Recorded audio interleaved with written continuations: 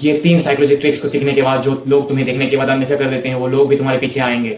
पहले ये समझो, एक राजा अपनी प्रजा को उतनी ही अटेंशन देता है जितना कि उसे जरूरत हो, क्योंकि वो जानता है कि वो अगर अपनी प्रजा को हद से ज्यादा अटेंशन दे देगा तो उसकी वैल्यू कम हो जाएगी।